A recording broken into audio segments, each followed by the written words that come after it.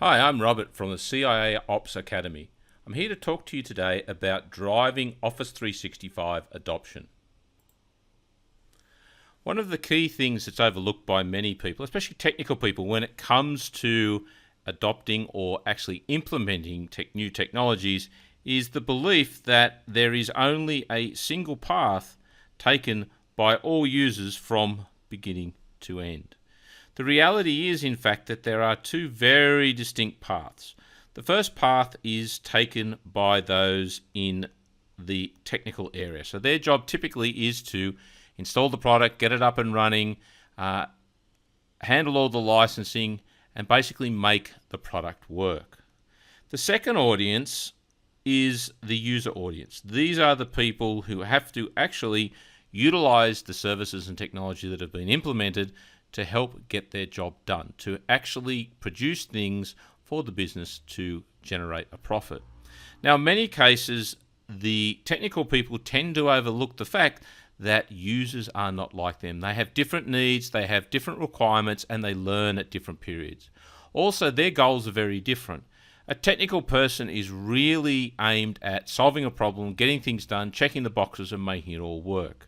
The user, however, is always about adoption, wanting to get the product, understand the product, understand how it can work for them inside the business and allow them to do their job better.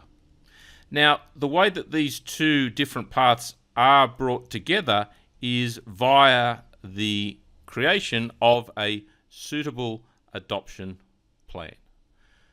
This is something that is generally overlooked in many cases when it comes to implementing technologies such as SharePoint, such as Yammer, such as anything really these days to do with the new services around Office 365.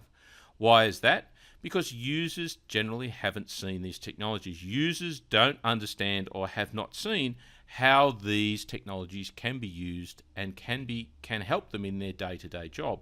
So what happens is the users start out on some path, but then they receive no additional support or training, and they're left to their own devices to try and get to the end point. And generally, most never make it, and this means that you generally see a failed implementation of technology because the adoption component of that has been more or less ignored. Now, if we take a moment and have a look at the demographic of our user environment, basically what we see is across all of our users, we typically see a standard bell curve style distribution. So if we break this down into its relevant sections, what we find is that the initial 2.5% of our population are what's known as innovators. A very small group of individuals, but very key, because these are the people that take to the technology first. These are the people who will be your beta testers, even alpha testers, the people who will use the technology and put up with all the issues, all the problems, all the frustrations to be seen as being the ones first when it comes to utilizing the services. Our next demographic here you consider at a breakpoint of about 13.5%. These are what are known as early adopters. They are not quite as at the scale as innovators, but they certainly want to be seen to be utilizing the most current technology day to day. Our next option here is we have the remaining 34%, then we have another 34%, and then we have the final 16%. So this first 34% is known as our early majority. So these people will generally take up technology on average quicker than most people. The next 34% are our late majority. They rather see someone else implement the technology than have to go through that themselves. The last demographic here is what's known as our laggards. These are the ones who show no interest in technology and only see it basically as a tool to get their job done. 9 times out of 10, they become very frustrated when things don't work the way that they believe they should. So if this is the range of our user population when it comes to our employment or comes to the business, what two demographics do we focus on here to develop our policy around? Now, the common thing that most people would probably look at and they think, well, I should be focusing, or we should be focusing on the largest percentages being the early majority and the late majority. So they believe if they get a total of 68% of people across the line, then the adoption will generally be a success. That generally doesn't work, because the two key audiences that you really want to go after are the ones at the each end of your spectrum. So the first ones that you really want to target are your innovators here. All right, so you want to target the fact that these people will take your technology, take anything, and they will start using it and spreading the word. So these people here, your innovators, are your first demographic that you really need to target with an adoption policy. Okay, so the next one that you need to target is at the complete end of the spectrum. It's the laggards down here. Why? Because these people are the ones who will boat anchor, who will hold it back, who will make it very difficult for you to implement the technology if they don't feel that it works for them.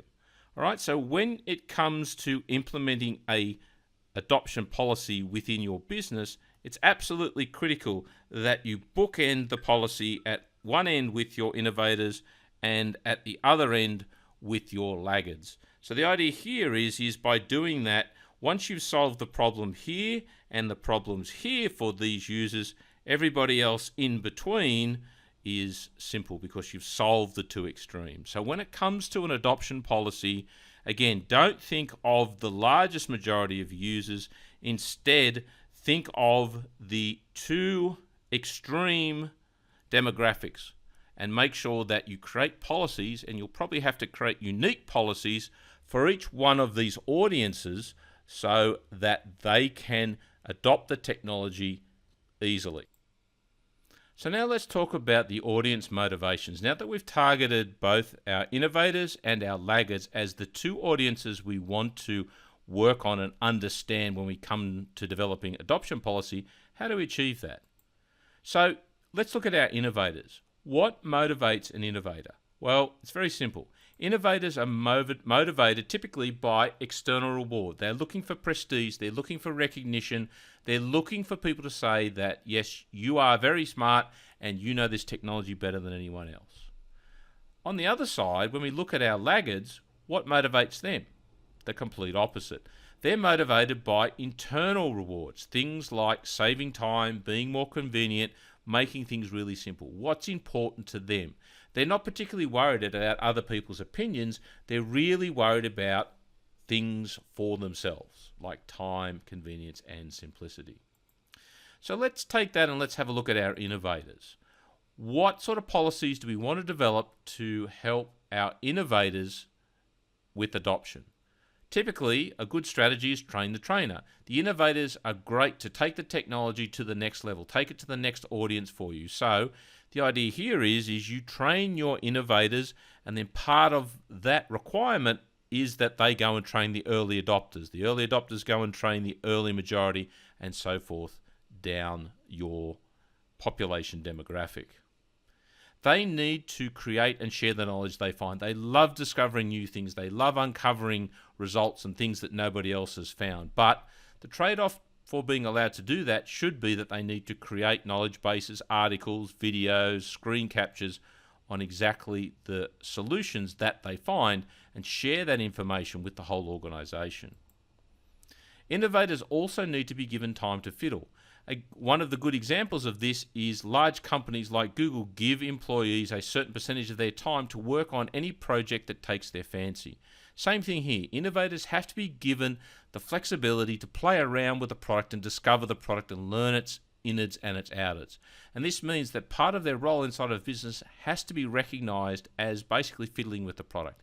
If they feel that they're being discriminated against, then again, you're not going to get the adoption, not going to get the uptake from the innovators, and it's unlikely that they will share their information. Remember that an innovator is always interested in what's new. You need to keep feeding them new information, or otherwise they will get easily distracted and move on to something else. So make sure that you give them a regular flow of new things to do, new things to discover. Have a look at this new Office 365 service. How does this work? Let us know what you think of this, because if they are not given regular task to focus on, they'll find something else, and potentially that will be misaligned with the adoption policy. Now, on the other side, what about laggards? What are sort of policies we can put in for our laggards? Well, the best thing here I would suggest is on-demand training. Why on-demand training? Because laggards want to be able to train at their own speed. They don't feel that they have the knowledge or the wisdom or the skills with technology. But if you provide them the ability to learn at their own pace in their own private environment, whether at home or at work, then you're going to find much greater adoption. On-demand training means that they can also repeat that training over and over again to allow it to sink in. One of the major concerns of laggards is if they go to training, they'll miss the important things and it won't be reinforced. So providing on-demand training where they can return to it is a very, very key factor. Same with on-demand documentation. Laggards generally like to read things. Videos, audio are fantastic, but it's very, very important to have written documentation that they can work through side by side as well. Make sure that there is also quick assistance available to a laggard. Now, this works in well with innovators because you need to mix your population so your innovators and early adopters are also within earshot of laggards. So as soon as a laggard has an issue, they generally will make it very public, and it's important then that someone steps in as the first line of assistance and say, look, let's have a look at this. How do we solve this problem? Have you tried this? Let's see how we go. And again, once a laggard knows there is someone there to support, they are not all on their own. They're far more likely to adopt the technology that has been implemented. Remember that laggards are never interested in the technology. They're only interested in what's in it for them. The ability to save time, make it simple, make it more easier for them to do their job. So they're not interested in the bright, shiny, flashing technology. They're interested in how it makes their job easier. Remember, they're also not interested in what's new. They're never going to be the innovator. They're really going to want to see tried and tested, have lots of training and lots of experience with the product, and have a lot of people go before them so that they are then have the ability to ask others lots and lots of questions. So I've covered off some brief examples of an adoption policy, things that you should consider when it comes to implementing technologies like Office 365. Remember, the key here is to understand that users are very different from technical people, and that your users are spread over a demographic that includes people like innovators, early adopters, early majority, late majority, and laggards. And the two most important populations in that are your innovators and your laggards. So the policies typically for innovators is to train the trainer, and the policies for the laggards are the on-demand training, the on-demand documentation that is created by the innovators.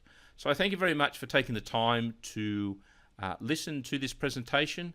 Please feel free to contact me or to use any of the resources that I have made available and that are currently displayed on the screen.